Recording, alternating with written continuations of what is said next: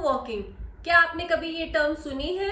बच्चे जब चलना शुरू करते हैं उसके कुछ समय के बाद 2 या 3 साल की एज के बीच में आप देखते हैं कि बच्चे नॉर्मली जब चलते हैं, स्टेप रखते हैं, तो पहले अपनी एड़ी जमीन पर नहीं रखेंगे, वो अपना पंजा यानी कि आगे की जो उंगलियां हैं उनको पहले फ्लोर पे रखेंगे और इस तरीके से उनका जो पूरा पैर है वो ग्राउंड पर टच नहीं होगा, ग्राउंड के कांटेक्ट में नहीं होगा और वो अपनी एड़ियों को उठा कर ही चलते हैं। एक डेवलपमेंटल फेज है, बच्चा नॉर्मली इससे गुजरता है, लेकिन अगर ये कंडीशन 2 या 3 साल के बाद में भी रहती है तो फिर ये कंसर्न का इश्यू है। इसके लिए आपको ध्यान देने की जरूरत है। अगर बच्चे का जो टीचर है वो आपको आकर के बताता है कि बच्चा इस तरीके से चल रहा है और टो वॉकिंग कर रहा है,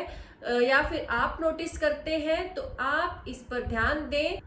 2 से 3 साल के बीच में, जैसे कि मैंने आपको बताया कि बिल्कुल नॉर्मल है बच्चे के लिए इस तरीके से चलना, लेकिन उसके बाद में भी अगर हैबिट के कारण या किसी भी कारणवश अगर बच्चा ऐसा कंटिन्यू करता है तो आपको उसे रोकने की जरूरत है। अगर बच्चे टोस पर चल रहे हैं तो उसके बहुत सारे कारण हो सकते हैं, बहुत सारी मेडिकल टर्म्स हैं, तो उसमें नहीं जाते हुए हो सकता है कि बच्चे के अंदर कोई ऐसा डिफेक्ट नहीं हो, फिजिकली कोई डिफेक्ट नहीं है और बच्चे को सिंपली उसकी हैबिट हो गई है, तो नॉर्मली बच्चा 5 साल की एज तक इससे आउटग्रो कर जाता है, निकल आता है। और बच्चे में अगर डेवलपमेंटल डिले के और कोई साइन नहीं है तो बच्चे की इस तरीके की हैबिट से आपको बिल्कुल परेशान होने की जरूरत नहीं। टो वॉकिंग के साथ में प्रॉब्लम तब है अगर आपको इसके साथ साथ कुछ और डेवलपमेंटल इश्यूज का सामना करना पड़ रहा है, जैसे कि बच्चा जो है अच्छे से चल नहीं पा रहा है, डेवलपमेंट में और कुछ परेशानी देखने में आ रही, तो आप एक्सपर्ट डॉक्टर से जरूर सलाह लें इस बारे में। तो वो आपको कुछ जो है चीजें इससे रिलेटेड बताएंगे, इसका क्या इलाज हो सकता है, क्या क्या इसके लिए आपको उपाय करने हैं, तो वो सब सलाह आपको डॉक्टर से मिलेगी।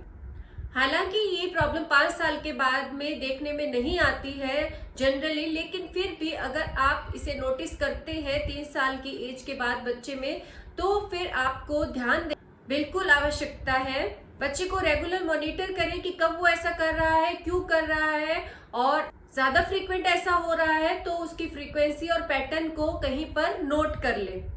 इसके साथ साथ ये जरूर नोटिस करें कि क्या बच्चे को और भी डेवलपमेंटल इश्यूज आ रहे हैं या फिर उसके मोटर स्किल्स में कोई प्रॉब्लम हो रही है। इस बात पर भी ध्यान दें कि अगर आप कोशिश करते हैं या फिर बच्चे को कहते हैं पैर को फ्लैट रखने के लिए, तो क्या वो जमीन पर अपना पैर फ्लैट रख पा रहा है या नहीं। इसमें वैसे तो परेशानी की कोई बहुत बड़ी बात नहीं है, लेकिन फिर भी आप कुछ भी हल्का सा साइन इस तरह का नोटिस करते हैं तो अपनी नेक्स्ट विजिट में पीडियाट्रिशियन से जरूर इस बारे में पूछ लें, क्योंकि कई बार छोटी छोटी दिक्कतों पर ध्यान देने से हम बड़ी परेशानी से बच सकते हैं।